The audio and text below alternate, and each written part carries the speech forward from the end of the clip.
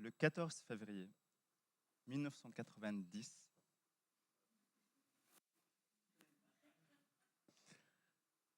et après 13 ans de périple, la sonde spatiale Voyager 1 arrive aux confins de notre système solaire, aux frontières de notre système solaire. Elle tourne sa caméra une dernière fois vers la Terre et prend une photo qui sera connue sous le nom de Pale Blue Dot, un point bleu pâle en français. Vous voyez ce petit point-là?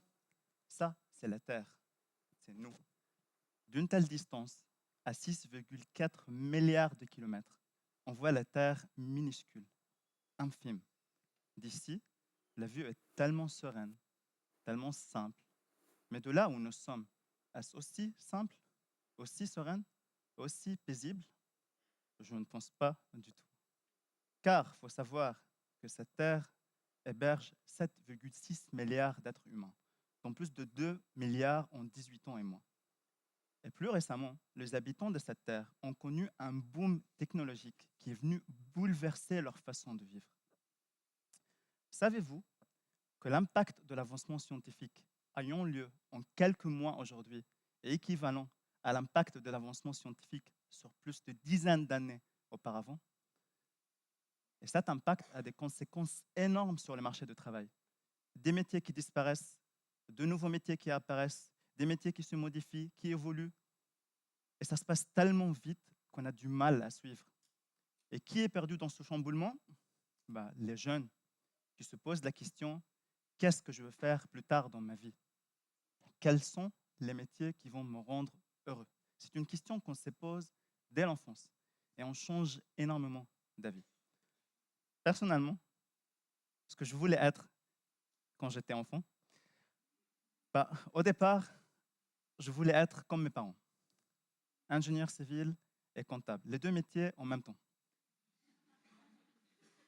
Ensuite, je commençais à regarder Minus et Cortex, Pinky and the Brain. Et en fait, j'ai décidé de devenir le président du monde. Après quelques années, j'ai vu qu'en fait, c'est un petit peu compliqué. Donc, je me suis dit, allez, le président de la République libanaise seulement, président de Liban. Et ensuite, je commençais à regarder le laboratoire de Dexter.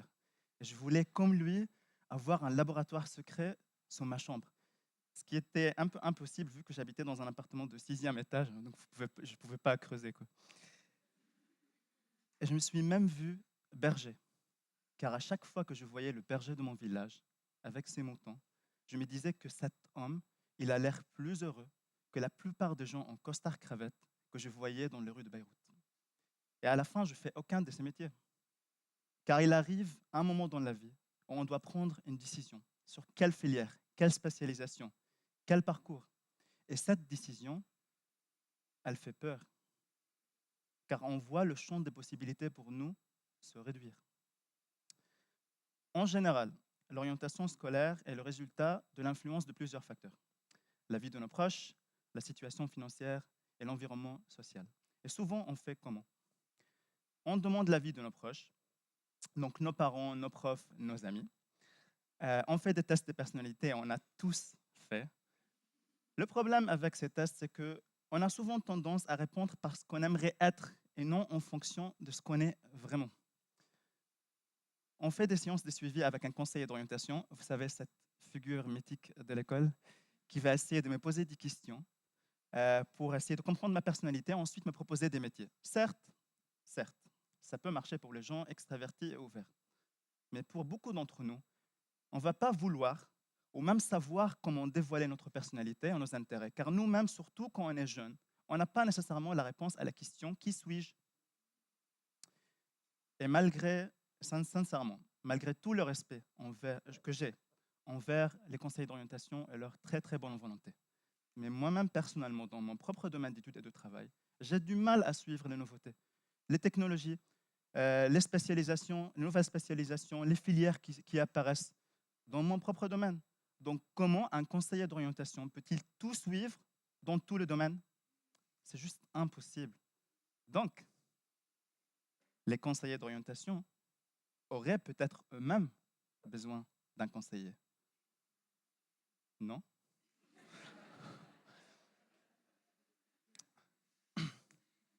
mais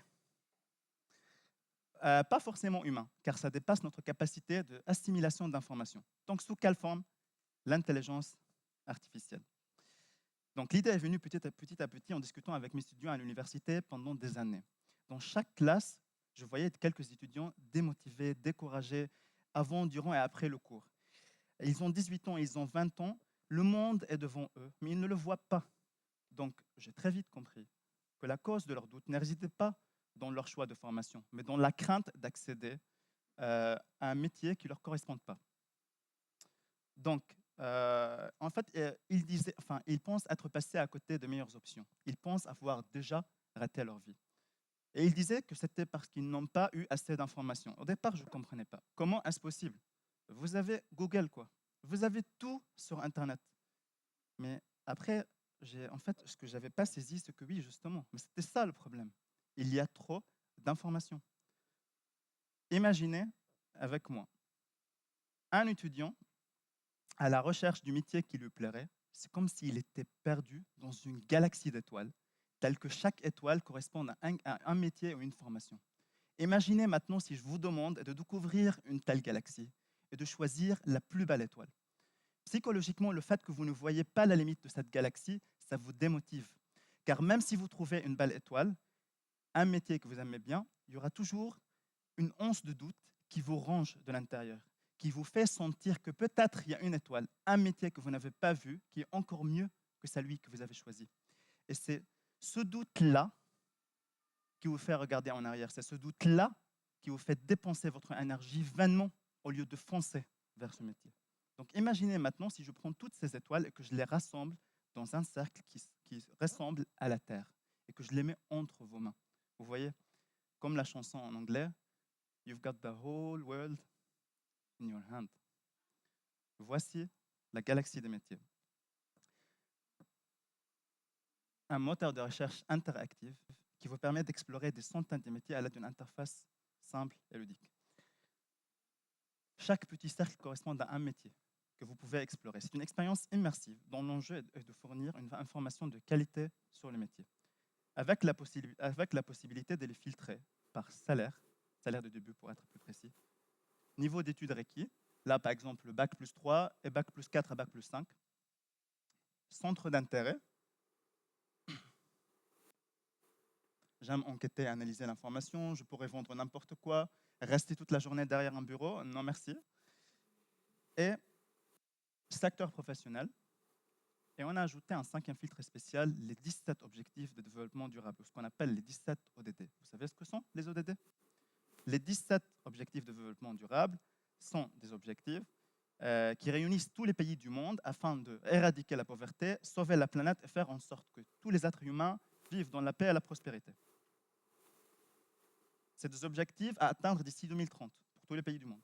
Donc, je pensais avec Borna, Aloïs et Julia, les magnifiques amis avec qui je fais cette galaxie, que ça sera génial si on peut aider les jeunes dans leur quête de sens, de donner du sens à chaque métier.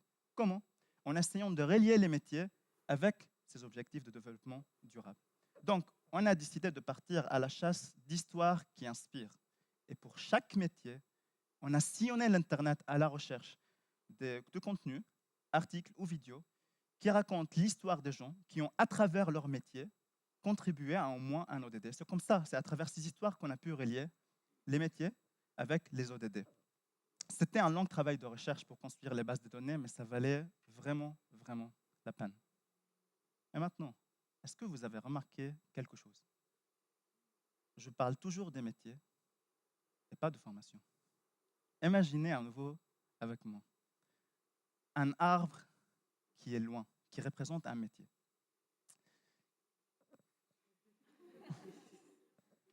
Pas la vidéo. Voilà. Imaginez avec moi un arbre qui représente un métier. Donc, si vous concentrez sur cet arbre et vous marchez vers cet arbre, dans votre tête, tous les obstacles entre vous et cet arbre deviennent moins importants. Les pierres et les roches deviennent plus petites. Les cours difficiles, les profs exigeants, les choses que vous êtes obligé d'apprendre que vous ne voulez pas apprendre, tout ça, ça devient moins important, car vous voyez la finalité. C'est le métier, vous voulez y arriver. C'est pour ça, viser un métier et pas une formation. Et si vous avez déjà entamé une formation qui ne mène pas à ce métier, vous inquiétez pas, il y a des passerelles partout, plus que vous imaginez. Revenons maintenant à la galaxie des métiers. Donc jusqu'à maintenant, de là où nous sommes, c'est un outil simple où on peut naviguer librement. Mais parfois, on a besoin de l'aide, d'un coup de pouce, d'une vraie proposition. Et c'est là l'utilité de l'intelligence artificielle. Donc l'idée est la suivante.